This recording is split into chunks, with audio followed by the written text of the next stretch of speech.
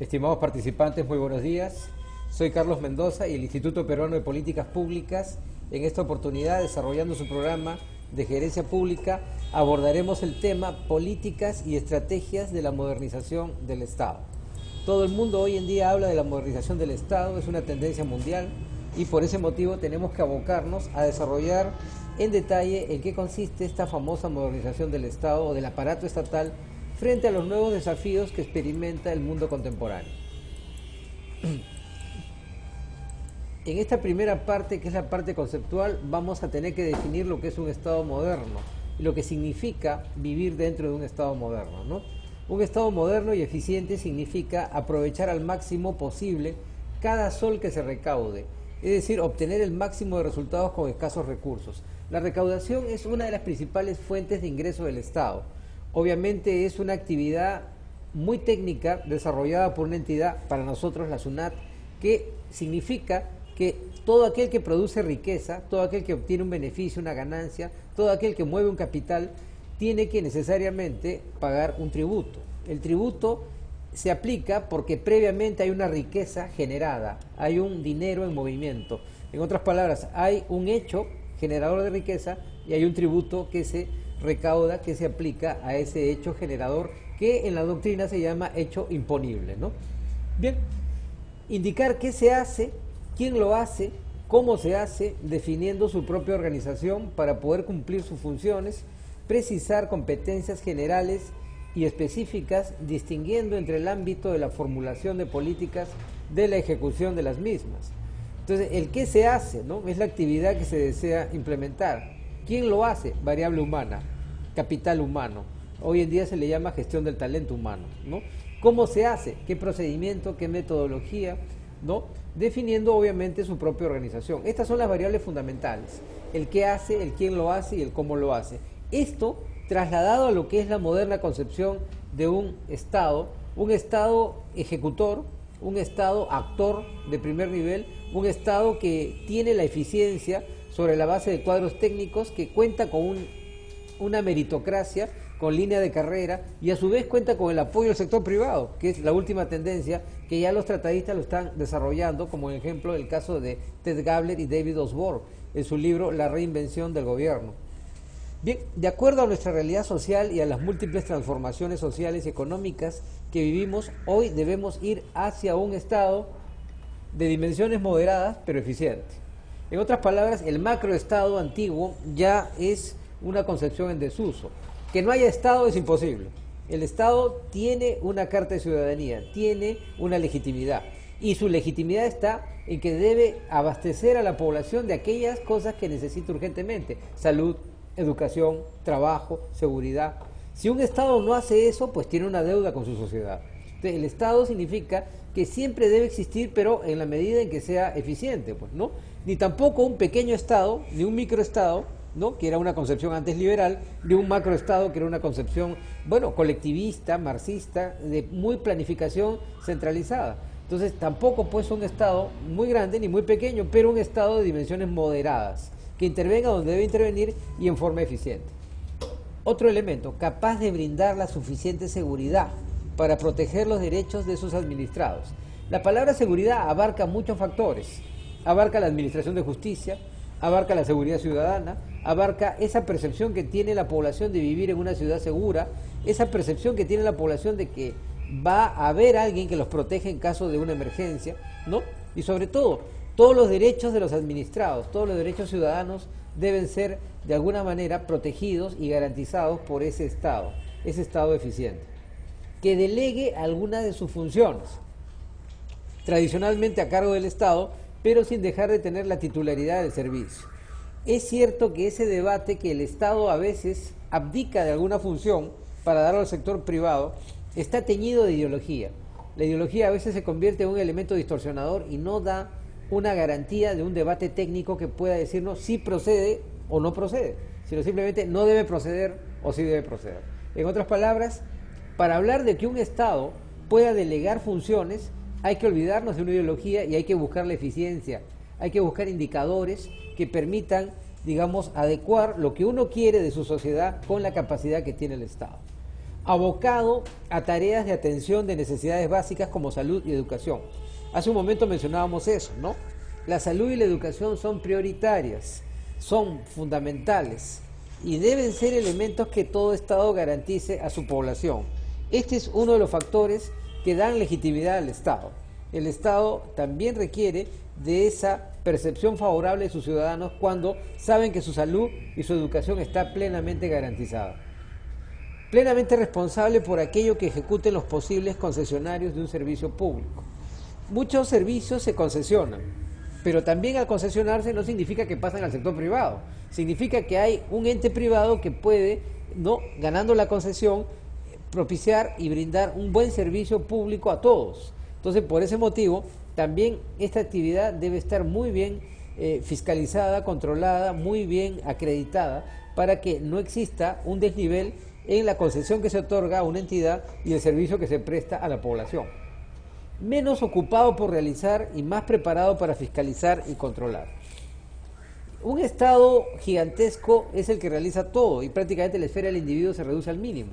Pero un Estado muy pequeño prácticamente también desatiende algunas cosas que son importantes. Por lo tanto, un Estado debe fiscalizar y controlar aquellas actividades que son fundamentales para que la población pueda encontrar una plena satisfacción a sus necesidades. Por otro lado, que cuente con las herramientas adecuadas para cumplir con esas labores. Las herramientas adecuadas es la tecnología, son los sistemas administrativos, los procedimientos, el talento humano, todo aquello que se pone en movimiento para que el Estado pueda cumplir con la población. Y esto significa también una gestión eficiente. A veces se piensa que estatizar algo es malo simplemente por el hecho de que está en manos del Estado, olvidándonos de que la parte gerencial es fundamental para saber si es algo positivo o negativo, ¿no? Y también alguien dice, muy bien, si el Estado no debe tenerlo todo, todo debe pasar a manos privadas. Otro mito, otra situación extrema también que es innecesaria. Veamos ahora los fines del proceso de modernización de la gestión del Estado. ¿Cuáles son los fines que se deben perseguir? Aquí está. Los fines que se deben perseguir en el actual proceso de modernización son los siguientes. Construir un Estado eficiente, democrático, descentralizado al servicio del ciudadano. Eficiente significa que tenga una buena capacidad para resolver problemas y prestar bienes y servicios.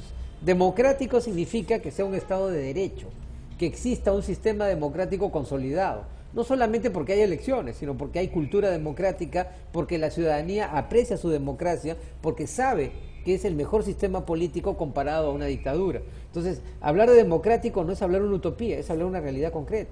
Pero esa realidad solo se puede materializar cuando los ciudadanos tienen cultura democrática. Por eso, democrático significa un Estado de derecho, significa división de poderes, significa oposición, significa derechos humanos, todo eso.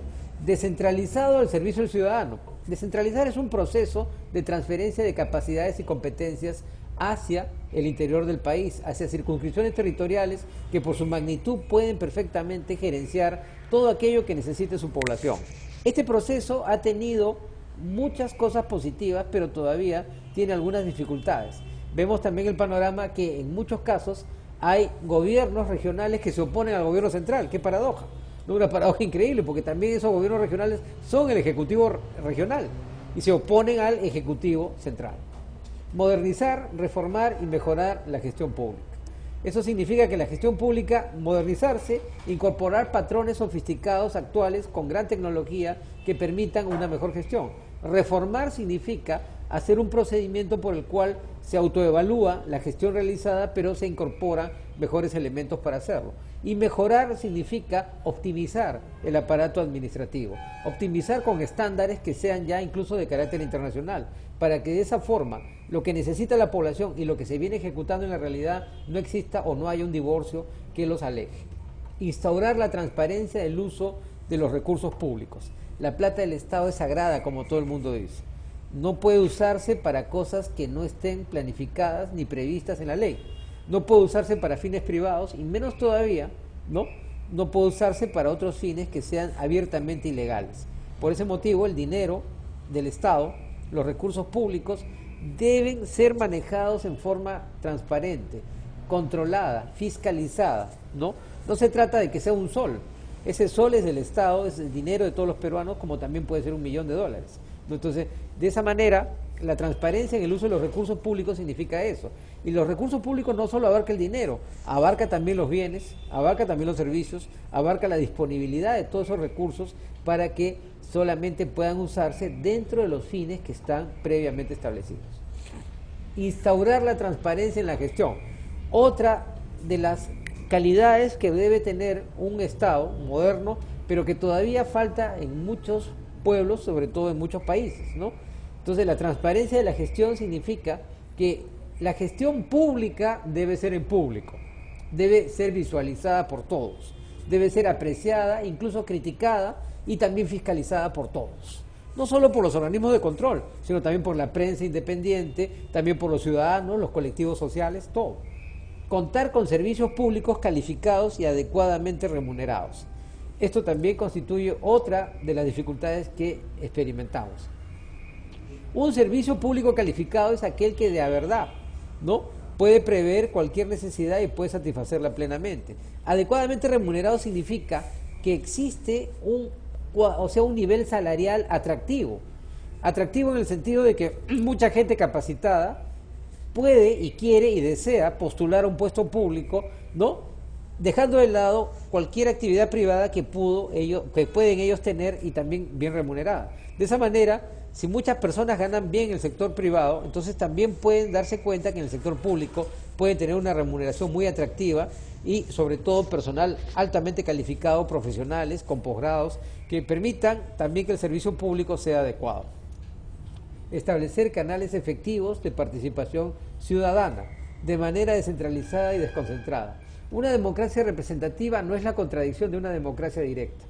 La democracia directa tiene mecanismos que permiten que la población pueda participar. Estos mecanismos o canales perfectamente pueden incorporarse en forma orgánica e institucional en un Estado moderno.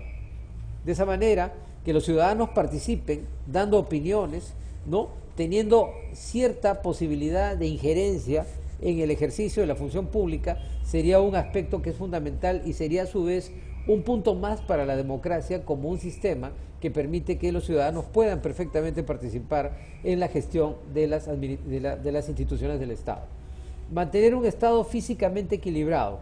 Las reparticiones del Estado deben tener la presencia adecuada en los lugares donde se le requiera. En muchos lugares del Perú más apartados, prácticamente el Estado ni siquiera existe, o sea, no se le ve físicamente al Estado, no se le ve ni siquiera simbólicamente al Estado. No encontramos una comisaría, no encontramos una escuela, no encontramos un hospital. Es decir, el Estado también debe tener una presencia física, pero adecuada. Ni muy exagerada en algunos lugares, ni tampoco muy abandonada en otros. Que tenga un equilibrio y una congruencia en cuanto a su presencia en todo el territorio nacional. Brindar un nuevo enfoque a la administración pública de nuestro país. La administración pública es un campo dinámico donde hay una gran apertura para enfoques modernos de gerencia y procedimientos, ¿no? Las nuevas tendencias de la administración pública deben llegar al Perú y deben implementarse adecuadamente para que estos nuevos enfoques modernicen la administración pública, la dinamicen y generen también una gran capacidad de gestión dentro de ese nivel del sector público. Establecer principios y herramientas para dicho fin. Para que este enfoque pueda ingresar a nuestro país en el nivel administrativo, debe haber principios, herramientas, procedimientos para eso. Hay que conocerlos, hay que ver otras experiencias de otros estados, ¿no?, y ver cómo ellos han podido resolver sus problemas para que a su vez se adapte para nuestra realidad. Establecer las bases de un Estado eficiente, ordenado y transparente. Un Estado eficiente, ya lo hemos dicho, significa que cumple con satisfacer necesidades. Ordenado significa que mantiene una coherencia en toda su estructura, ¿no? Y transparente significa que toda la gestión pública puede ser perfectamente evaluada sin ningún problema. Cubrir las expectativas anheladas por la población en su relación con la administración pública. Las expectativas de la población significa que el Estado no sea una carga, sino sea más bien un instrumento de servicio, que la gente esté contenta con su Estado, que la gente aprecie el nivel de cumplimiento que tiene la administración pública. Esas son expectativas de la población. Por mucho tiempo esas expectativas parecían un sueño, pero en realidad se puede convertir en una eficiente, ¿no?, dimensión real que exista y que haga que la gente esté contenta con su Estado. No generar gasto adicional alguno. El dinero del Estado es un dinero que surge de muchas fuentes, como hemos visto, sobre todo la recaudación. El exceso de gasto o el mal uso de esos recursos obviamente tiene un efecto negativo a la larga, porque también ese gasto adicional, ¿no?, que se va generando significa una carga que todos los contribuyentes van a tener que pagar. Por ejemplo, establecer un cuadro de asignación de personal insuficiente, puestos innecesarios, también significaría ese tipo de gastos adicionales, ¿no? Contribuir al desarrollo económico-social de la sociedad en su conjunto. La labor del Estado no solo es física, también es cultural. También es un patrón de conducta, es una manera como el Estado se vincula con los ciudadanos, con los individuos y sobre todo también cómo ellos aprenden muchas cosas del Estado y cómo el Estado entiende y comprende las necesidades de la población. Veamos ahora el nuevo proceso de modernización del Estado peruano. Dentro de esta política, en base al dictamen elaborado por la Comisión de Modernización de la Gestión del Estado, en enero del 2002 se dio la ley número 27.658, Ley Marco de la Modernización del Estado. Es un marco legal que justamente consagra los principios que hemos venido señalando. La primera columna, el primer aspecto es la finalidad del proceso de modernización de la gestión del Estado. El proceso de modernización de la gestión del Estado tiene como finalidad fundamental la obtención de mayores niveles de eficiencia del aparato estatal, de manera que se logre una mejor atención a la ciudadanía, priorizando y optimizando el uso de los recursos públicos. El objetivo es alcanzar un Estado A, al servicio de la ciudadanía, B, con canales efectivos de participación ciudadana, C, descentralizado y desconcentrado, D, transparente en su gestión, E, con servidores públicos calificados y adecuadamente remunerados, y F, fiscalmente equilibrado. En otras palabras, estas tendencias es lo que se espera de esta norma, es el objetivo de la norma. Un Estado servidor, un Estado que propicie la participación, un Estado descentralizado que llegue a todos los ámbitos territoriales en forma adecuada, ¿no?, desconcentrado, transparente en su gestión en base a mecanismos de control y a iniciativas ciudadanas, y con servidores públicos que se encuentren plenamente calificados para la función pública y adecuadamente remunerados, ¿no?, como ya hemos mencionado, y fiscalmente equilibrados. Principales acciones. El proceso de modernización de la gestión del Estado se sustenta fundamentalmente en las siguientes acciones. A.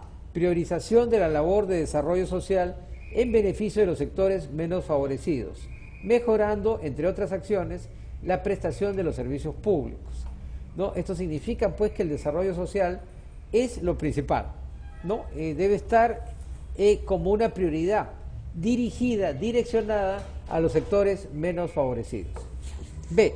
Concertación, con la participación de la sociedad civil y las fuerzas políticas, diseñando una visión compartida y planes multianuales, estratégicos y sustentables.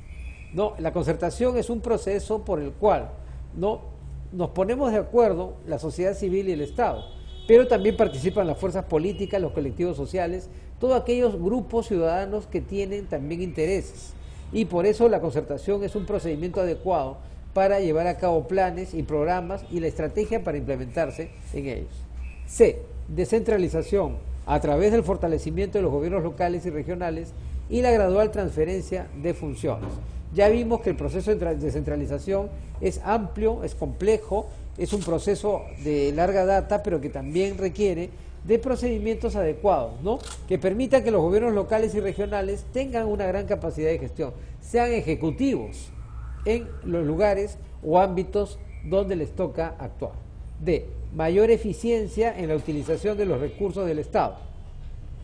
Por lo tanto, se elimina la duplicidad o superposición de competencias, funciones y atribuciones entre sectores y entidades o entre funcionarios y servidores. Entonces, la eficiencia de los recursos del Estado significa que sean utilizados adecuadamente, evitando duplicidad, superposiciones, etc. E. Revalorización de la carrera pública. Se pone especial énfasis en el principio de la ética pública y la especialización, así como el respeto al Estado de Derecho. La carrera pública, que durante mucho tiempo estuvo menospreciada, incluso muchos decían que ya ni existía, debe ser un elemento atractivo para los talentos y sobre todo para los jóvenes que culminan una carrera profesional. Deben saber que la carrera pública no es lo que queda, o mejor dicho, no es la última opción, sino debe ser una de las primeras opciones, siempre y cuando haya esas expectativas de crecimiento profesional, de una buena remuneración, de una capacitación constante y de un clima laboral que sea también adecuado. Institucionalización de la evaluación de gestión por resultados, a través del uso de modernos recursos tecnológicos, la planificación estratégica y concertada, la rendición pública y periódica de cuentas y la transparencia, a fin de garantizar canales que permitan el control de las acciones del Estado, ¿no? Entonces, la gestión por resultados es un procedimiento muy adecuado y muy moderno. O sea, no basta que una persona tenga una función pública, tenemos que acreditar que esa persona ha cumplido, tiene resultados de su gestión, son medibles, son tangibles, pueden perfectamente ser un caudal de información importante. Finalmente, regulación de las relaciones intersectoriales, ¿no? Las relaciones entre los sectores del ámbito público también deben tener una regularización, digamos, una reglamentación adecuada que permita que estas funciones se desempeñen bien. Criterios de diseño y estructura de la administración pública. El diseño y estructura de la administración pública, sus dependencias, entidades y organismos se rigen por los siguientes criterios. A. Las funciones y actividades que realiza la administración pública a través de sus dependencias, entidades y organismos deben estar plenamente justificadas y amparadas en sus normas, ¿no? Entonces, son funciones que realizan, pero que están previamente establecidas y normadas, ¿no? Nadie puede realizar una función que no esté prevista en la norma. B. Las dependencias, entidades, organismos e instancias de la administración pública no deben duplicar funciones o proveer servicios brindados por otras entidades ya existentes, ¿no? Lo que dijimos, evitar la duplicidad de funciones, evitar la duplicidad de servicios y todo lo que signifique duplicidad. C. En el diseño de la estructura orgánica pública prevalece el principio de especialidad, debiéndose integrar las funciones y competencias afines.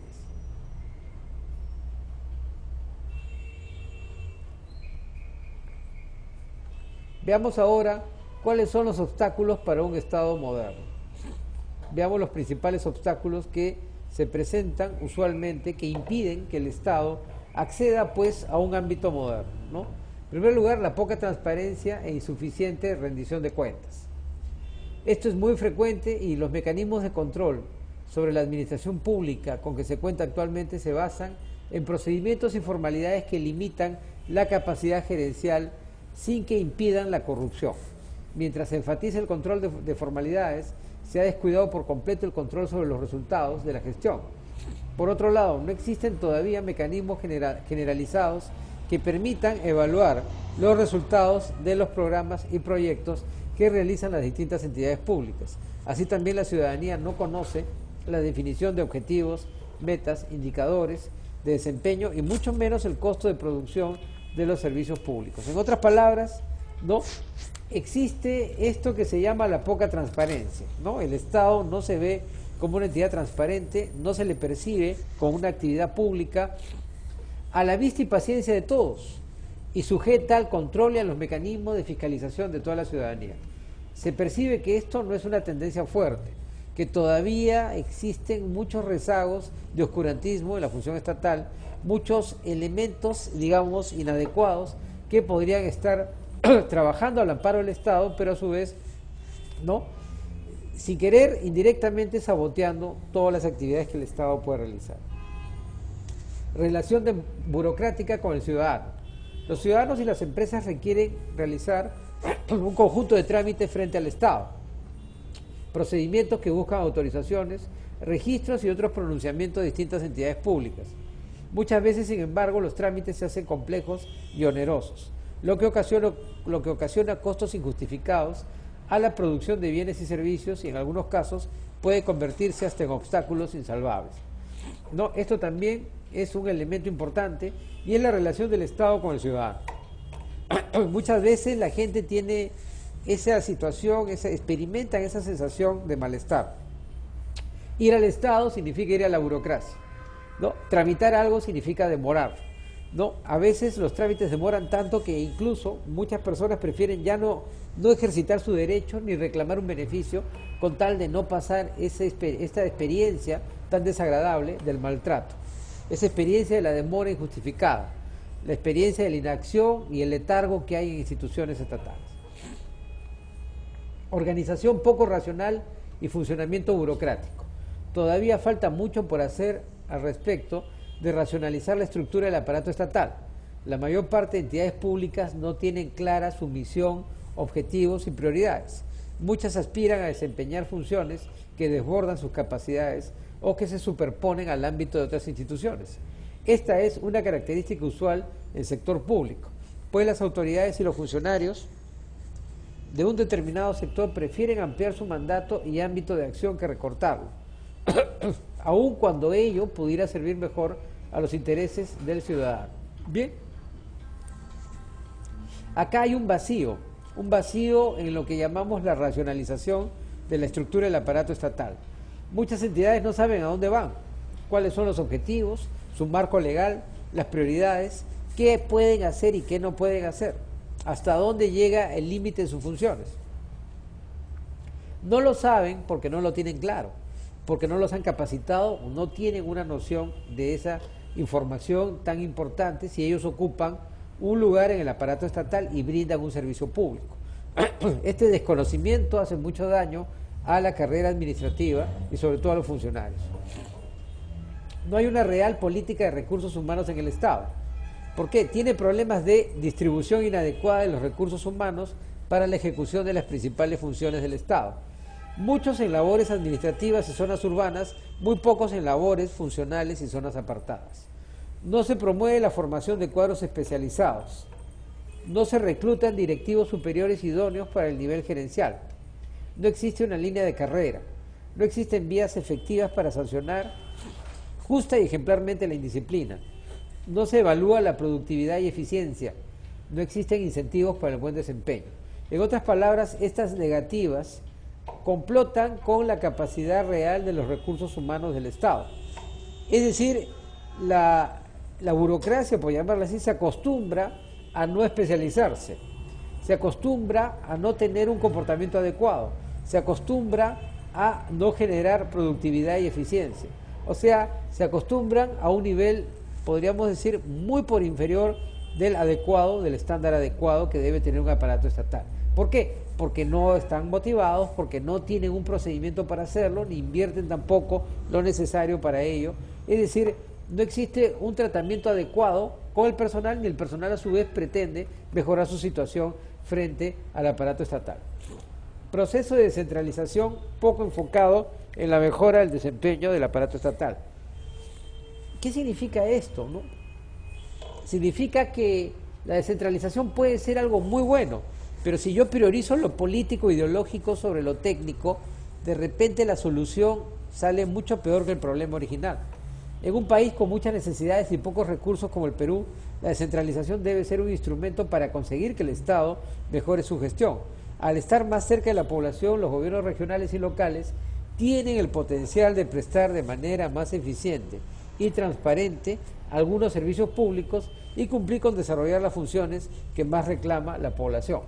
Por otro lado, la teoría sobre descentralización señala que la transferencia de responsabilidades y recursos a instancias más lejanas, más cercanas a la población, debiera dar lugar a mejores decisiones acerca de la priorización del gasto y permitir mayor transparencia, responsabilidad y control en la ejecución.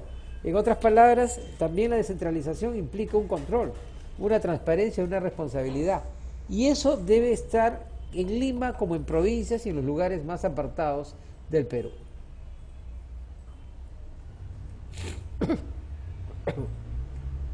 Lineamientos y propuestas para la modernización del Estado. Primer lineamiento, mayor transparencia y rendición de cuentas. La rendición de cuentas es importante siempre, pero fundamental en dos situaciones: las decisiones de política que son controversiales y aquellas que implican el uso de recursos del Estado. Se requiere que el Estado garantice mecanismos de transparencia y de fiscalización, tanto de decisiones de políticas como de designaciones de gasto, pero que dichos mecanismos no impliquen un exceso de procedimientos complejos, porque estos procedimientos también funcionan como trampas para los funcionarios honestos que quieren brindar servicios eficientemente. Aquí la transparencia significa que haya un mecanismo que todos conozcamos en qué se gasta, quién gasta, cuánto gasta, por qué se gasta, y sobre todo también los mecanismos que impliquen no evitar procedimientos complejos que no sirven para nada prácticamente, ¿no? Y obviamente también se convierte en eso, un exceso de formalismo genera procedimientos inadecuados al interior de la administración. Simplificación de trámites administrativos. Son positivos muchos esfuerzos del Ejecutivo y del Congreso por la simplificación administrativa, entre ellas la Ley de Licencia en Funcionamiento y la Ley del Silencio Administrativo y el programa Tramifácil de la Mesa Nacional de Simplificación de Trámites Municipales para Empresas, Intermesa, que ya ha dado resultados. La simplificación administrativa va avanzando, hay una ley del silencio administrativo muy importante, hay una serie de mecanismos y normas que han salido y que han permitido que la celeridad administrativa se convierta en un elemento permanente ya de la administración estatal. Eso mucho depende también del factor humano, que aplica las normas adecuadamente y que obviamente debe informar de todos los derechos al ciudadano, como también una persona adecuada que requiere de un tratamiento respetuoso por parte del Estado. Mejoramiento de la organización y funcionamiento del Estado.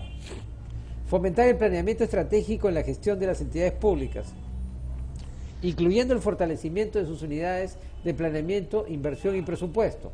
Reformar los sistemas administrativos transversales del Estado, las normas sobre contratación, control, presupuesto, etcétera, para evitar que estos promuevan la realización de procesos sin valor o constituyan mecanismos de burocratización dentro del Estado. En la reforma de los sistemas administrativos se debe tomar en cuenta la heterogeneidad del sector público, conformado por entidades muy diversas en cuanto a la variedad y complejidad de procesos y su acceso a mercados. Aquí, mejorar el funcionamiento del Estado significa que todos los sistemas administrativos, ¿no?, deben reformarse adecuadamente para evitar que no haya procedimientos que no conduzcan a nada, que sean inútiles, evitar formalismo excesivo, evitar trámites improductivos, ¿no? Profesionalización de la administración pública. Poner en funcionamiento la Autoridad Nacional del Empleo Público y el Tribunal del Empleo Público. Esta entidad debe tener una concepción moderna del Estado, moderna respecto de la gestión de recursos humanos y estar integrada por profesionales independientes de primer nivel. Establecer garantías para funcionarios frente a procesos judiciales maliciosos dirigidos a paralizarlos en el ejercicio de funciones. En otras palabras, evitar que el Estado genere áreas cautivas de un partido político, ¿no? Sectores que se quedan y se enquistan y que no obedecen o mejor dicho, no orientan su actividad a los fines del Estado, sino a la de una cúpula partidaria e incluso en contra de la misma población. Obviamente también dar garantías a los funcionarios para evitar que sean sometidos a denuncias calumniosas, maliciosas, que no están dirigidas a restaurar un derecho conculcado, sino más bien a paralizar, a letargar la acción del Estado y sobre todo dar temor, mucho temor a los funcionarios que tienen miedo de hacer algo porque si no los van a denunciar penalmente. Descentralización adecuada del Estado. El modelo adoptado por la legislación consiste en una división de roles entre los niveles de gobierno. El gobierno central debe concentrarse en la definición de políticas nacionales, mientras que las instancias subnacionales deben enfocarse en la ejecución y prestación de servicios, respetando las políticas nacionales. El gobierno nacional debe progresivamente abandonar las tareas de ejecución y, en cambio, fortalecer sus capacidades de planificación y formulación de políticas, evaluación y dirección. Su estructura debe responder a ese nuevo rol. Los gobiernos locales y regionales deben fortalecer sus capacidades de ejecución y desempeñar sus funciones con autonomía y eficiencia, adecuando las políticas nacionales a su realidad específica, pero sin desnaturalizarlas. En otras palabras, descentralizar significa un montón de procedimientos que no solo es transferir competencias a las provincias, sino también es ejecutar tareas adecuadas, formular políticas, evaluarlas, direccionarlas, controlarlas, fiscalizarlas, ¿no? Abarca un montón de lineamientos importantes para la actividad del Estado. Estimados amigos, muchas gracias, hasta la próxima.